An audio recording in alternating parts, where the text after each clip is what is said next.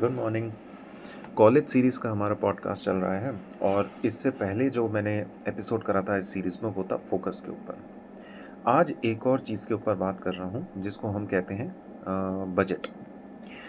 Budgeting की जो knowledge है या जिसको हम कह लें पर्सनल फाइनेंस या फिर फैमिली फाइनेंस जो होता है, ये हमारा जो एज होता है कॉलेज का उसमें हमें सीखना होता है। कॉलेज का जो एज ग्रुप है it is basically the base of your life. आपका जो इस एज में बिहेवियर होगा, ये आपका अगले 10-15 साल तक कंटिन्यू होगा और ये आपका बेस बनाएगा रेस्ट ऑफ योर लाइफ के लिए। इसीलिए इस पार्ट में इसका जानना बहुत ज़रूरी है। प्रॉब्लम ये है, हमें हमारी कंट्री में बजटिंग के बारे में तब बताया जाता है जब हम फाइनली कमाना शुरू करते हैं, तब तक हमारा जो बिहेवियर पैटर्न है ना वो सेट हो चुका होता है। इसी से मुझे याद आया कि 3 इम्पॉर्टेंट चीज़ होती हैं हमारे बजटिंग में। एक तो होता है डिवीज़न। तो डिवीज़न क्या होता है कि आपको अपना पैसा जो आपके पास है, जो आपको पॉकेट मनी मिल रहा है, उसको डिवाइड करना है डिफरेंट कैटेगरीज़ में। दूसरा एस्पेक्ट होता है बजटिंग में your behaviour. Your behaviour is much more important than your knowledge in personal finance और फैमिली बजटिंग जिसको मैं कहूँगा। जो थर्ड चीज़ होती है वो होती है हमारी नॉलेज कि हमने क्या नहीं करना है। हम सबको पता है क्या करना है, इसका बिल देना है, इसकी इंश्योरेंस करानी है, बट बहुत कम लोगों को ये पता होता है हमने क्या नहीं करना है। और ये एक ऐसी चीज़ है कि पर्सन टू पर्सन वेरी करती है। ये मैं नहीं बता सकता कि आपने क्या नहीं करना है। सपोज़ एक आप बहुत बड़ी बिज़नेस फैमिली में से हैं, तो मैं आपको बता सकता हूँ क्या कि आपने क्या नहीं करना है, क्या करना है? बिल्कुल नहीं बता सकता कि क्या नहीं करना है। तो ये तो आपका पर्सन टू पर्सन वेरी करेगा। तो लेट अस स्टार्ट। तो सबसे पहला एस्पेक्ट ऑफ बजटिंग के ऊपर जो मैंने आपको बताया वो था having a wisdom that how to divide the money that you are having. इस फेज़ में जो आपके पास मनी होगा, ज़्यादातर आपकी पॉकेट मनी होगी जो आपके पेरेंट्स आपको दे रहे होंगे। तो देयर इज़ अ टेंडेंसी कि जब हम लूजली स्पेंड कर देते हैं वो पैसा। दूसरे का पैसा हमेशा लूजली स्पेंड ही होता है। कभी भी मैंने तो अपनी लाइफ में अभी तक पिछले 40 साल में नहीं देखा कि दूसरे का पैसा हमने बहुत ही विजडम के साथ स्पेंड करा हो। वो लूजली स्पेंड ही होता है, ज़्यादातर वो वेस्ट ही करते हैं हम। तो इसीलिए अपनी जो आपके पास पैसा है, आपकी पॉकेट मनी है, उसको 3 कैटेगरीज़ में डिवाइड करिए। जो आपकी पहली कैटेगरी है वो है योर नेसेसिटीज़। नेसेसिटीज़ में मैं दूसरा एक और अगर वर्ड यूज़ करूँ दैट इज़ योर नीड्स, जिनको आप काट नहीं सकते। ये मंथली होती हैं, ईयरली होती हैं, वीकली होती हैं। तो ज़्यादातर इनमें एक सेम पैटर्न होता है थ्रू आउट द ईयर। तो इस कैटेगरी के जो एक्सपेंडिचर है उसको आप एक तो करना ही करना है, ठीक है? तो इसको तो आपको एम्ब्रेस करना है, ठीक है? तो इसको आपको एम्ब्रेस करना है और इसको एम्ब्रेस करके आप ऑटोमेट कर सकते हैं। इनमें क्या-क्या आता है? Your monthly, yearly, weekly expenditure, your home expenditure, जो आप घर में जो खाना-पीना ला रहे हैं वो, bills like your water bill, electricity bill, everything, your staff payment, आपके लिए बहुत लोग काम करते हैं, उनके लिए पेमेंट इसमें ही आता है। योर टैक्स, आप कुछ बड़ा खरीद रहे हैं जैसे flat, your EMI, your insurance, your petrol, जो पैसे आप अपने पेरेंट्स को देते हैं या अपने बच्चों को पॉकेट मनी में देते हैं, वो भी नेसेसिटीज़ में ही आता है।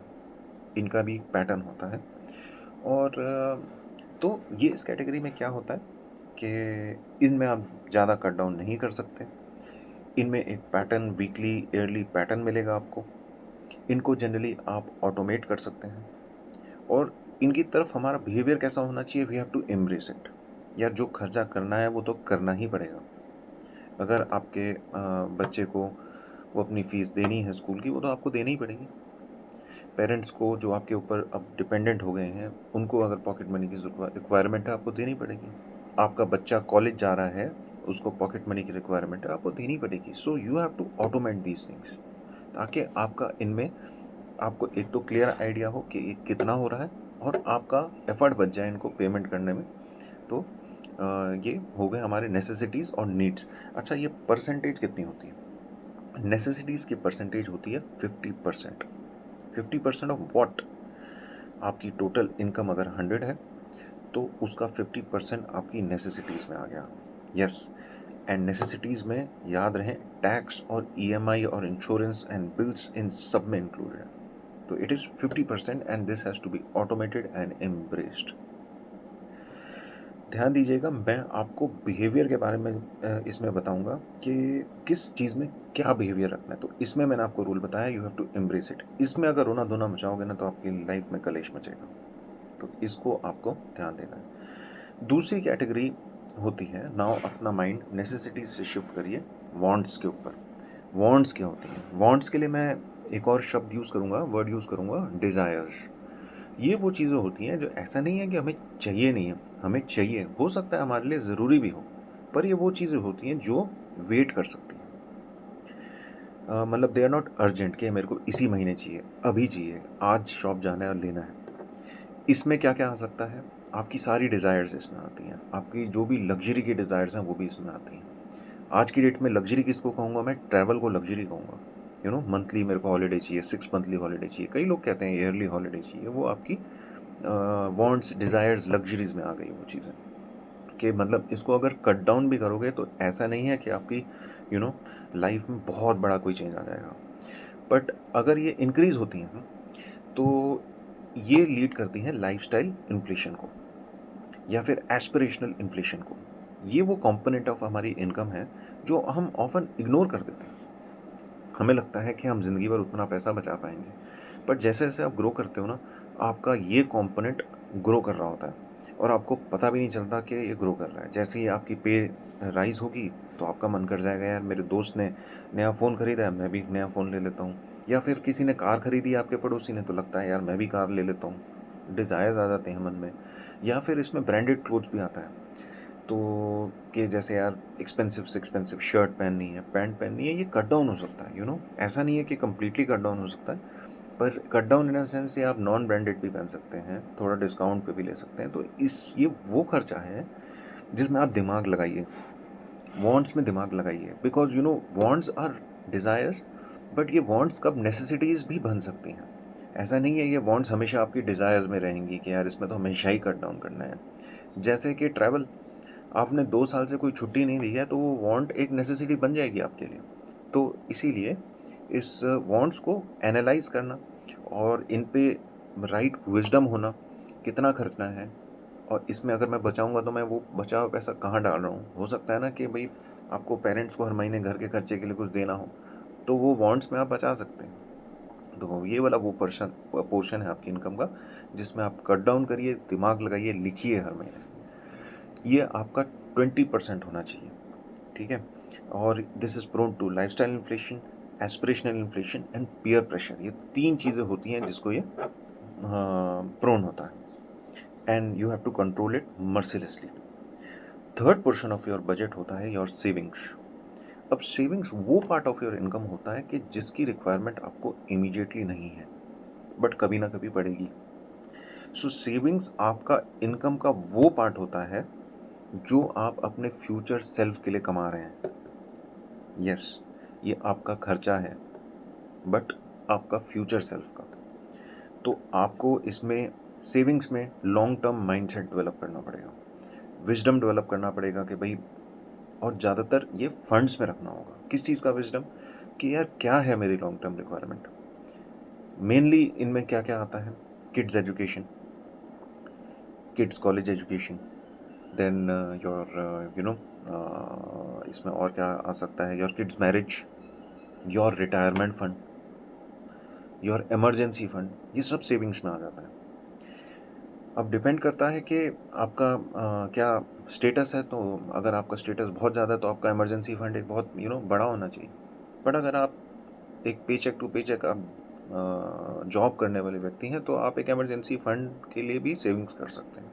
रेस्ट ऑल आप रिटायरमेंट फंड में डालिए, या फिर किड्स एजुकेशन फंड में डालिए, या फिर किड्स मैरिज फंड में डालिए, या कोई भी आपके लाइफ में एक ऐसा बड़ा गोल है जो कि आप सोच रहे हैं लॉन्ग टर्म। आपका जब बच्चा पैदा होता है तो सर्टनली वो स्कूल जाएगा, सर्टनली वो कॉलेज जाएगा, सर्टनली वो मैरी करेगा, सर्टनली आपको उसको कुछ दे के जाना पड़ेगा आप जाने के बाद, तो उसके लिए आप करेंगे सेविंग्स, और सेविंग्स के लिए आप रखेंगे लॉन्ग टर्म माइंडसेट, और ये आप करेंगे फंड्स में। इसमें बहुत ज़रूरी है कि डिफरेंट डिफरेंट फंड्स बनाइए, क्योंकि इनमें ओवरलैपिंग बहुत ज़्यादा हो जाती है कि भैया किड्स मैरिज में स्पेंड करते करते इतना कर लिया कि सारी सेविंग्स ख़त्म हो गई, है ना, या फिर किड्स एजुकेशन एक ऐसे एक्सपेंसिव कॉलेज में कराया कि सारी सेविंग्स ख़त्म हो गई, रिटायरमेंट के लिए नहीं बचा।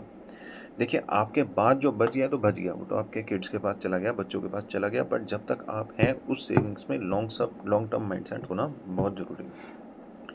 तो बजटिंग में आपको मैंने ब्रॉडली 3 चीज़ें बताई कि आपको डिवाइड करना है into what, necessities, wants and savings.